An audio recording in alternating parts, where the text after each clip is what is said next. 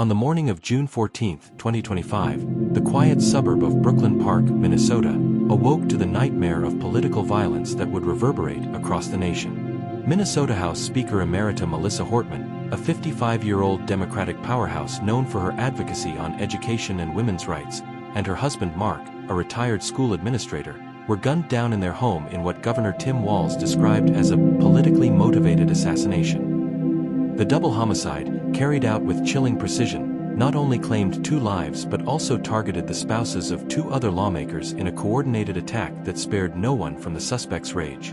By September 14, 2025, the current date, his story remains one of the most searched crime news events in the USA, with Google Trends showing over 800,000 monthly searches for Melissa Hortman shooting and Vance Boelter trial, outpacing even recent incidents like the Charlie Kirk assassination due to its implications for elected official safety. The suspect, 58-year-old Vance Boelter from Green Isle, Minnesota, a former Army veteran turned far-right activist, was captured after a 2-day manhunt and now faces federal and state charges, including 2 counts of first-degree murder and stalking. His trial, set to begin in October 2025 in Hennepin County District Court, has become a flashpoint for debates on political extremism, gun control, and the erosion of civil discourse.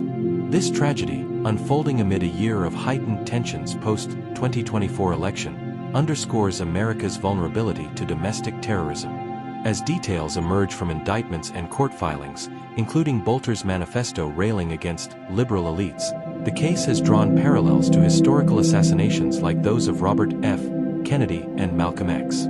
In this exhaustive 3,000-word examination, we trace Hortman's legacy, the harrowing details of the attack, Boelter's radicalization, the investigation's twists, national reactions, and the lasting impact on Minnesota politics and beyond. Melissa and Hortman was more than a legislator, she was the embodiment of progressive grit in a purple state. Born on May 27, 1970, in Fridley, Minnesota, Hortman grew up in a working-class family, the daughter of a union electrician and a schoolteacher. She earned a bachelor's in political science from the University of Minnesota in 1992 and a law degree from William Mitchell College of Law in 1995, quickly entering public service as an assistant attorney general. Elected to the Minnesota House in 2004 representing District 34B in Brooklyn Park, Hortman rose swiftly through the ranks. By 2017, she became House Speaker, the first Democrat in nearly a decade to hold the gavel, steering landmark legislation on paid family leave, climate action, and abortion rights post-Roe v. Wade. Even after Republicans reclaimed the House in 2023, she served as minority leader with poise, known for her bipartisan olive branches on education funding issues close to her heart as a mother of 2 adult children, Zoe and Max. Hortman's personal life was equally inspiring. Married to Mark Hortman since 1995, the couple met at a political rally and shared a passion for community service. Mark, 57 at the time of his death, retired from the Anoka-Hennepin School District where he championed special education programs. The Hortmans were fixtures at local events, volunteering at food shelves and coaching youth soccer. Melissa fought for the underdog her whole life, Governor Walz eulogized at a June memorial service attended by 5,000 Minnesotans. Her influence extended nationally. Hortman advised the Democratic National Committee on Midwest Strategy and was eyed for a U.S. Senate run. Critics on the right labeled her a radical socialist for supporting universal health care, but polls showed 65% approval among constituents. By 2025, as Speaker Emerita, she focused on mentoring young Democrats, unaware her outspoken criticism of election denialism would make her a target. Hortman's death left a void. Tributes poured in from figures like President Biden, who called her a beacon of decency, and even Republican governor candidates who condemned the violence. Searches for her biography spiked 500% post-shooting, reflecting public curiosity about the woman behind the headlines. The attack began at 4:15 a.m. on June 14, 2025, in the upscale Windsong neighborhood of Brooklyn Park, a leafy suburb 10 miles north of Minneapolis. The Hortmans' 2-story colonial home, adorned with Democratic lawn signs from the 2024 cycle, was eerily quiet when Boelter allegedly forced entry through a side door. According to the federal complaint, Boelter, armed with a semi-automatic AR-15 rifle and a 9mm handgun both legally purchased in Wisconsin, first confronted Mark Hortman in the kitchen. A single shot to the chest felled Mark instantly. Melissa, awakened by the noise, emerged from the bedroom armed with a .38 revolver for self-defense. A brief exchange of gunfire ensued. She wounded Boelter in the arm before he overpowered her, shooting her 3 times in the torso. Neighbors reported hearing pops and screams, but the isolated homes delayed response. Boelter didn't stop there. Driving a stolen Ford F-150, he targeted State Senator John Hoffman and his wife Yvette in nearby Champlin. Arriving at 5:02 a.m., he fired through their window, wounding both non-fatally in the legs. Hoffman, a disabled veteran, returned fire, grazing Boelter's vehicle as he fled. The Hoffmans survived after surgery, crediting home security cameras that alerted police. Brooklyn Park PD arrived at the Hortmans by 4:30 a.m. following a neighbor's 911 call. The scene was gruesome, blood trails from the kitchen to the hallway, shell casings scattered like confetti. Melissa was pronounced dead at the scene, Mark en route to North Memorial Health. The FBI classified it as domestic terrorism within hours, citing Boelter's online posts. Surveillance from the Hoffmans' home provided the breakthrough, clear footage of Boelter's truck and face.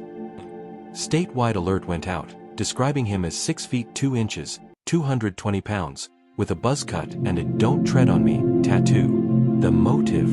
A 12-page manifesto emailed to local media hours before, decrying Hortman as a traitor to America for her votes on immigration and gun reform. The 2-day pursuit mobilized 300 law enforcement officers across Minnesota, involving the FBI, Minnesota State Patrol, and SWAT teams. Boelter ditched his truck in a Minneapolis alley, carjacking a Prius and heading south toward his Green Isle farm. Tips from his ex-wife, who filed for divorce days after the shooting, pinpointed his location.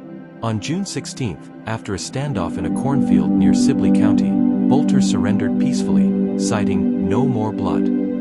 Bloodied from his wounds, he was treated at Mayo Clinic before transfer to federal custody in Minneapolis. A search of his property yielded bomb-making materials, far-right literature, and a hit list including other Democrats. Charged federally with stalking, murder, and attempted murder under the FACE Act for interfering with officials, Boelter faces life without parole. State charges add premeditated murder, with Minnesota seeking the death penalty, a rarity, reinstated in 2024. His July indictment detailed digital footprints, encrypted signal messages and parlor posts planning the attack since January 2025. Vance Edward Boelter, 58, was once a decorated Army sergeant who served in Iraq from 2003 to 2006, earning a Purple Heart for shrapnel wounds. Discharged honorably, he returned to Minnesota, working as a mechanic in Shakopee until chronic PTSD led to unemployment in 2018. Radicalization accelerated during the pandemic. Divorced in 2020 after 25 years, Boelter immersed in QAnon forums and militia groups like the Oath Keepers. His ex-account, @PatriotVanceMN, suspended post-arrest, posted 500-plus times railing against deep state Democrats, fixating on Hortman after her 2024 speech on election security. Neighbors described him as reclusive, stockpiling guns legally under Minnesota's permit system. Psych evaluations reveal untreated mental health issues exacerbated by isolation. He saw himself as a soldier in a civil war, his public defender argued in a bail hearing, denied amid flight risk concerns. No accomplices, but ties to national extremists prompted FBI scrutiny. Led by the FBI's Minneapolis field office, the probe uncovered a 6-month planning phase.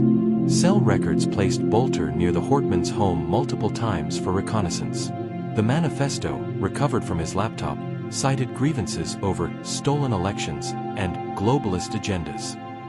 Forensics matched ballistics from the AR-15 to casings at both scenes.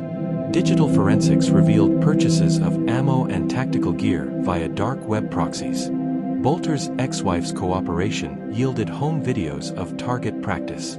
Misinformation post-arrest included false claims of Antifa involvement, debunked by factcheck.org. The case expanded, indictments for stalking Representative Ilhan Omar and Senator Amy Klobuchar, though no attempts materialized. The assassinations unified Minnesota. Governor Walz declared a week of mourning. Funerals drew 10,000, including Biden and Harris. Republicans like Senator Tina Smith condemned the violence, confronting Utah Senator Mike Lee over past inflammatory posts. Nationally, Trump distanced from extremists, tweeting, "Violence has no place in MAGA." Democrats pushed the Protect Our Leaders Act for enhanced security funding. Internationally, the UN decried rising U.S. political killings. Social media erupted. #Justice for Melissa trended with 3 million posts, but conspiracy theories blamed false flags. Hortman's children established a foundation for political safety. The Hortman slaying fits a surge in threats to officials, up 300% since 2020 per the Capitol Police. It spurred Minnesota's Safe Legislators initiative, mandating home alarms and threat assessments. For mental health, it highlighted veteran care gaps. Boelter's case prompted VA funding boosts. Gun debates reignited, with calls for red flag laws. As trial nears, searches for Boelter manifesto persist, warning of echo chambers dangers. Melissa Hortman's murder robbed Minnesota of a leader, but her spirit endures in successors like Representative Athena Hollins. The case, still dominating searches, reminds us, democracy demands vigilance.